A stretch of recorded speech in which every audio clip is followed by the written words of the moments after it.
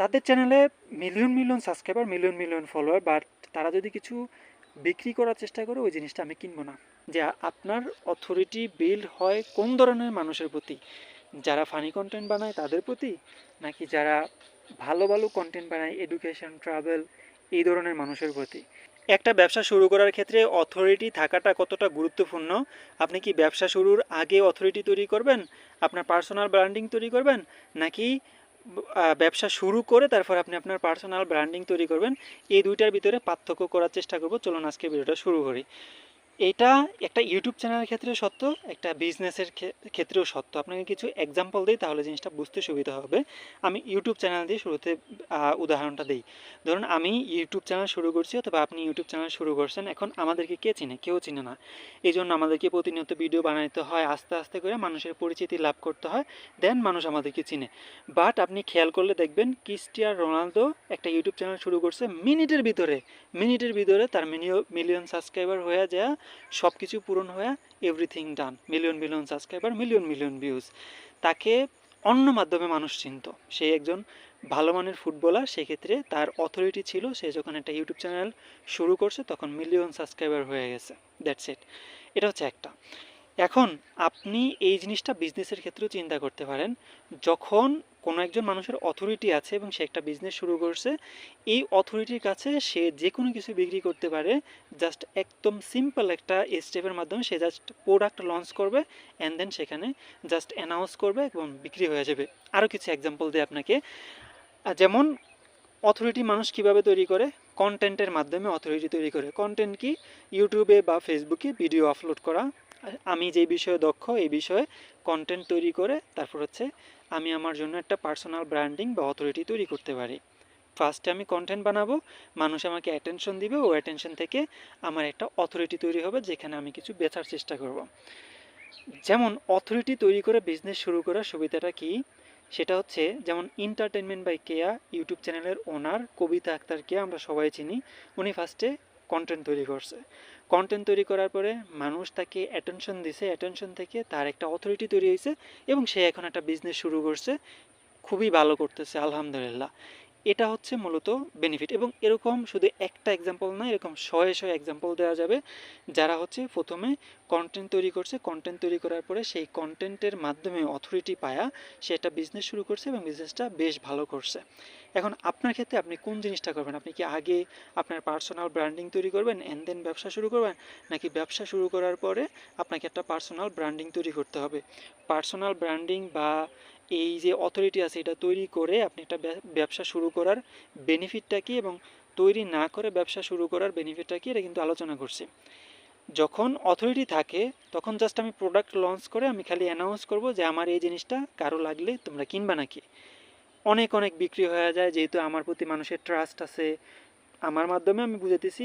But আমি যেই এক্সাম্পলটা দিছি সেটা হচ্ছে এন্টারটেনমেন্ট বাই কেয়া, মানে কেয়াফুর মাধ্যমে তার যে কন্টেন্ট আছে কন্টেন্টের মাধ্যমে মানুষ তাকে চিনছে, তার উপরে ট্রাস্ট বিল্ড হয়েছে। বিল্ড হওয়ার পরে সে যখন একটা প্রোডাক্ট লঞ্চ করছে বা একটা কোম্পানি লঞ্চ করছে, এখন অনেক মানুষ তাকে বিশ্বাস করে, ওই বিশ্বাসের জায়গা থেকে সে যখন একটা প্রোডাক্ট মানুষকে অফার করতেছে মানুষ ইজিলি নিতেছে।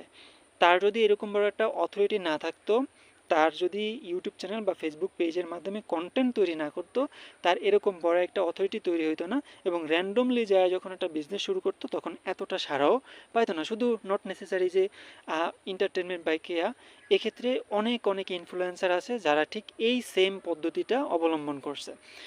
এখন আপনার ক্ষেত্রে আপনি কোন জিনিসটা করবেন? আপনি দুইটাই করতে পারেন। সেটা হচ্ছে আপনার যে প্রোডাক্ট আছে প্রোডাক্টের মাধ্যমেই আপনি আপনার ব্র্যান্ড বিল্ড করতে পারেন, আপনার পার্সোনাল ব্র্যান্ডিং তৈরি করতে পারেন। আবার চাইলে আপনি আপনার কন্টেন্টের মাধ্যমেই কিন্তু একটা সুন্দর একটা অথরিটি তৈরি করে সেখানে বিজনেস করতে পারেন। এখন অথরিটি যখন আপনি তৈরি করবেন, অথরিটি তৈরি করা মানে বা পার্সোনাল ব্র্যান্ডিং তৈরি করা মানে মিলিয়ন মিলিয়ন ফলোয়ার না, মিলিয়ন মিলিয়ন সাবস্ক্রাইবারও না।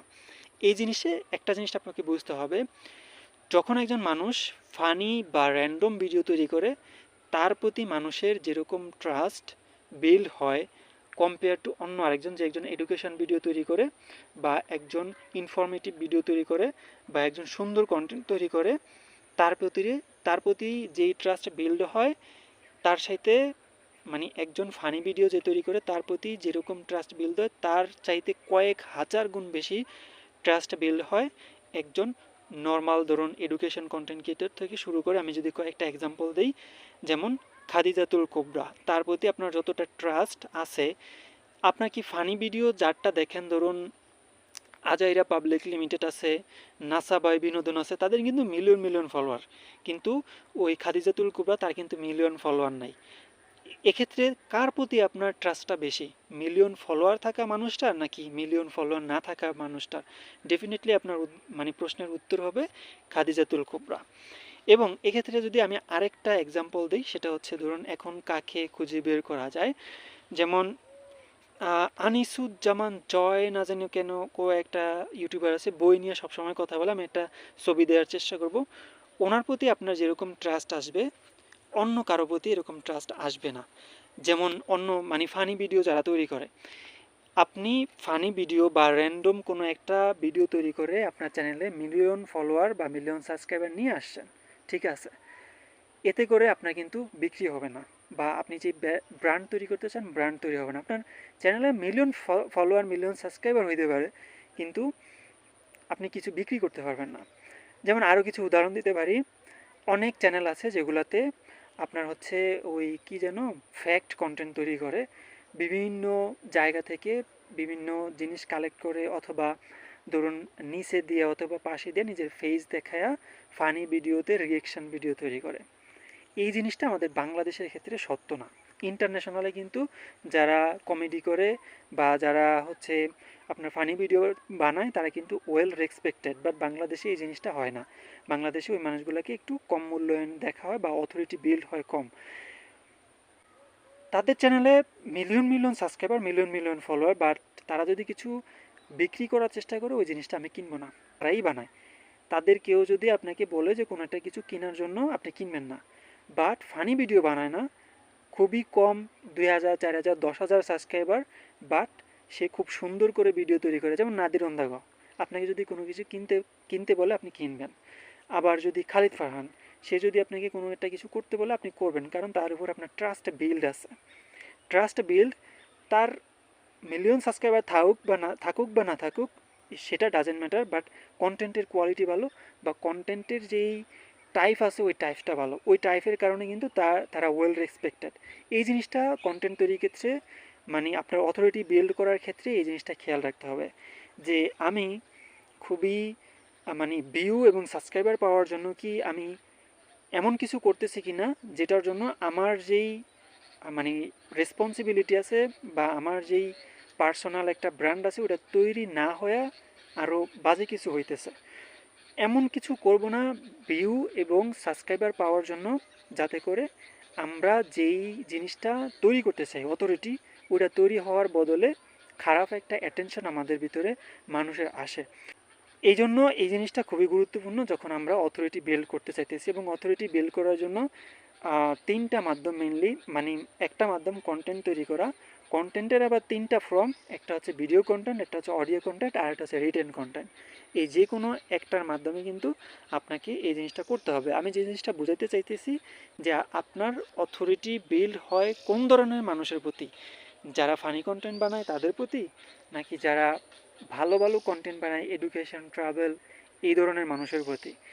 আপনার প্রশ্নের উত্তর যদি হয় ফানি কন্টেন্ট, তাহলে আপনি ফানি কন্টেন্ট নিয়ে বানান, সমস্যা নাই। আপনার প্রশ্নের উত্তর যদি হয় যে যারা ভালো কন্টেন্ট তৈরি করে তাদের, তাহলে আপনি ওই ধরনের কন্টেন্ট তৈরি করবেন সেক্ষেত্রে। তো আমাদের সবারই কিন্তু ভিউ এবং সাবস্ক্রাইবার পাওয়াটা অনেক বেশি গুরুত্বপূর্ণ, না হলে আমরা গ্রো করতে পারবো না। এই জন্য আমরা এমন কিছু করব না যেটার কারণে আমরা যেটা তৈরি করতে চাই সেই জিনিসটা তৈরি না হয়ে ভিন্ন কিছু একটা তৈরি হয়। আমরা ডেফিনেটলি চেষ্টা করব আমাদের যেই পার্সোনাল রেসপন্সিবিলিটি আছে ওই রেসপন্সিবিলিটির ভিতরে থেকেই কন্টেন্ট তৈরি করতে এবং অথরিটি বিল্ড করতে, এবং অথরিটি বিল্ড করার পরে চাইলে আমরা ব্যবসা শুরু করতে পারি, অথবা ব্যবসা শুরু করে আমরা যেই ক্যাটাগরিতে ব্যবসা করতেছি ওই ক্যাটাগরির ভিতরে আমরা একটা পার্সোনাল ব্র্যান্ডিং বলেন অথবা অথরিটি বলেন তৈরি করতে পারি। Thanks for watching this video.